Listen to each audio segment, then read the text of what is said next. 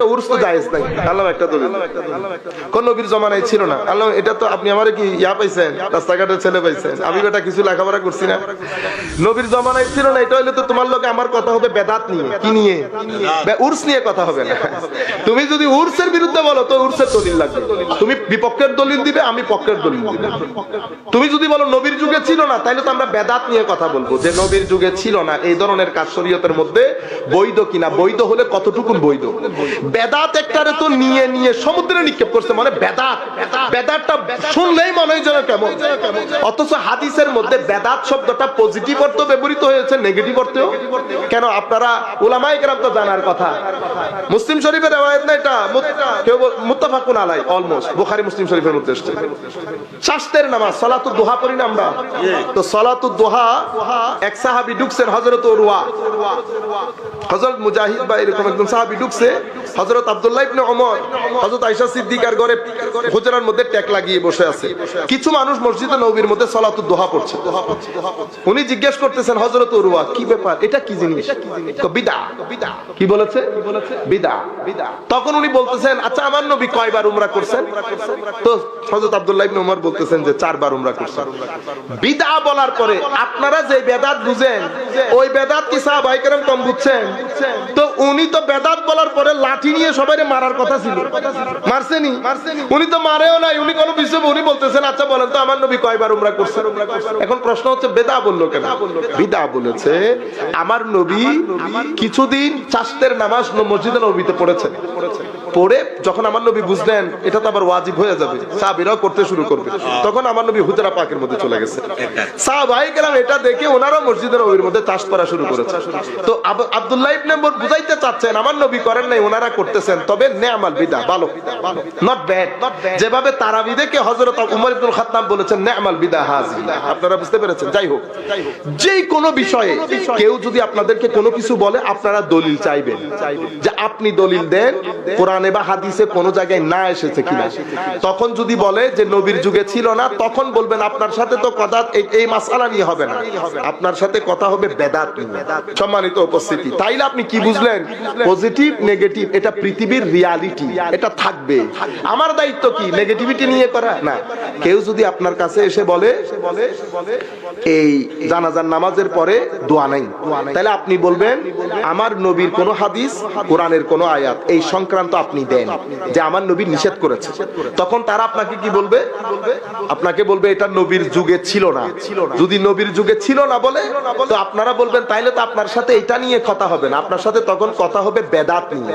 আমি আজকে আপনাদের এখানে আমার সাবজেক্ট ছিল বেদাত, কারণ এই এক পর্ব গতকাল কক্সবাজারে বলছি, আরেক পর্ব আজকে বলার খেয়াল ছিল, কিন্তু আধা রাত্রের মধ্যে যদি আমি এরকম ড্রাই কথা বলি, আপনারা এতক্ষণ সব ছিল একদম বসে আছেন হুজুরের কারণে, এতক্ষণ তো স্টেজ খালি হয়ে যাচ্ছে। যাই হোক, আমি আপনাদেরকে বলতেছি তো পজিটিভিটি নেগেটিভিটি এটা থাকবে। এখন আপনি আপনি দলিল তো দেবেন, আপনি আপনার ডিফেন্স করেন কেন? আলোচনা আমি ওই কথাটা আপনাদেরকে বলি। তো ইন্ডিয়ান উনি আমাকে বলতেছেন হযরতে দাতাগঞ্জ বক্সের উরসে পাক ছিল, তো এটা উরস তো জায়েজ নাই। আল্লাহ একটা দলিল কোন নবীর জমানায় ছিল না। আল্লাহ এটা তো আপনি আমারে কি ইয়া পাইছেন, রাস্তাঘাটের ছেলে পাইছেন, আমি বেটা কিছু লেখাপড়া করছি না। নবীর জমানায় ছিল না, এটা হইলে তো তোমার লোকে আমার কথা হবে বেদাত নিয়ে। কি নিয়ে? উরস নিয়ে কথা হবে না। তুমি যদি উরসের বিরুদ্ধে বলো তো উরসের দলিল লাগবে, তুমি বিপক্ষের দলিল দিবে, আমি পক্ষের দলিল দিব। তুমি যদি বলো নবীর যুগে ছিল না, তাহলে তো আমরা বেদাত নিয়ে কথা বলবো, যে নবীর যুগে ছিল না এই ধরনের কাজ শরীয়তের মধ্যে বৈধ কিনা, বৈধ হলে কতটুকু বৈধ।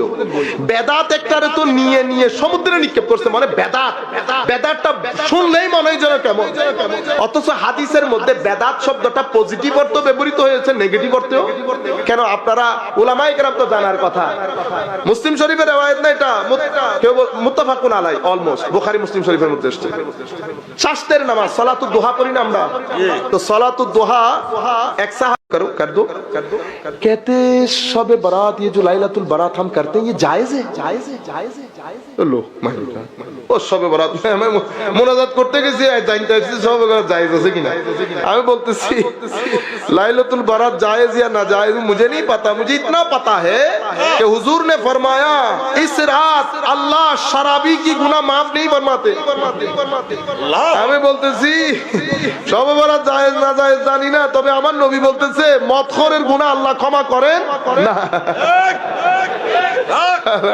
পরে আমি আপনাদেরকে বুঝাইতে চাইতেছি বেটা জায়েজ না জায়েজ বাদ দেন। আমার নবী একটা লিস্ট দিছে, এই মানুষের গুনাহ সবে বরাতে ক্ষমা হয় না। আমি দেখব ওই মানুষের লিস্টের মধ্যে আমার নাম আছে কিনা। যদি এই লিস্টে আমার নাম থাকে তাইলে মাহে রমজান যখন মেজবানি শুরু হবে, চট্টগ্রামের মেজবানি, সেই মেজবানি আমার পকেটে নসিব হবে না। এই জন্য আল্লাহ সবে বরাত দিছে আমার প্রিপারেশনের জন্য, মাহে রমজানের পরিপূর্ণ বরকত যেন আমি হাসিল করতে পারি। আমার নবী ইরশাদ করেছেন যেই ব্যক্তির ভিতরে অন্য মুসলমানের ব্যাপারে বিদ্বেষ আছে তার দোয়া কবুল হয় না সবে বরাতে। যেই ব্যক্তি রিয়া, লোক দেখানো ভাব, তার দোয়া কবুল হয় না।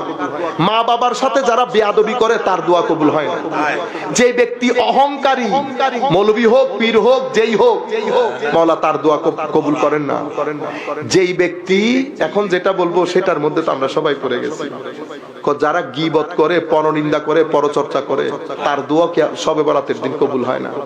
এখন আমার শবে বরাত তো চলে গেছে, তো আমি দোয়া কবুল হয়েছে কিনা আমাকে দেখতে হবে না। সুতরাং সামনে রমজান শরীফ আসতেছে, রমজান শরীফের জন্য প্রিপেয়ার হবে। আলাদা একটা 2-3 দিন আগে নিজের একটা ব্যস্ততা দেখাবে, যেন আল্লাহ আপনাকে তৌফিক দান করেন। আপনি যখন ব্যস্ততা দেখাবেন আমার আল্লাহ খুশি হবে।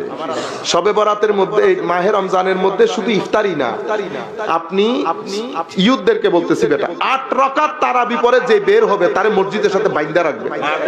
20 রাকাত তারাবির বাদে কোনো তারাবি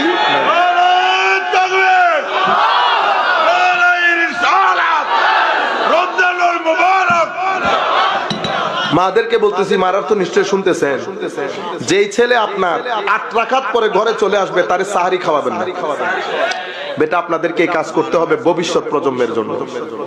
আপনারা রমজানের পূর্ণ বরকত হাসিল করবেন। তারাবি যে কোনো যেই মসজিদে পড়েন সেই মসজিদে পড়বেন, এবং 3টা থেকে 4টা বা 2:30 থেকে 3:30 পর্যন্ত 1 ঘন্টা সময় রাখবেন তাহাজ্জুদের জন্য। কোরআনের তিলাওয়াত যারা জানেন না তারা জেনে নিবেন, আর যারা জানেন অবশ্যই কোরআনের খতম করবেন। কোরআনের খতম আমাদের মতো ট্রিপিক্যাল বাঙালিয়ানা পড়বেন না, আলিফ লাম মিম যালিকাল কিতাবুল আরাইবা ফিহি হুদা, এটা না, এটা পড়ানি না, এটার সার্কাস বলে। কোরআনকে কোরআনের মতো পড়বেন, যে বাবা আপনি শুনবেন কত সুন্দর না কোরআন। আমার নবী কি বলেছে জানেন? যেই ব্যক্তি কোরআনকে সুন্দর আওয়াজে পড়ে না সে আমার উম্মত না। আল্লাহ আমাকে যত কাজের নির্দেশ দিয়েছে সবচেয়ে কঠিন নির্দেশ হচ্ছে আমি যেন কোরআনকে মেলোডিয়াস ভয়েস দিয়ে পড়ি, মেলোডিয়াস ভয়েস। ইয়াসিন আপনি শুনেন মতো করে, ট্রিপিক্যাল আন্দাজ।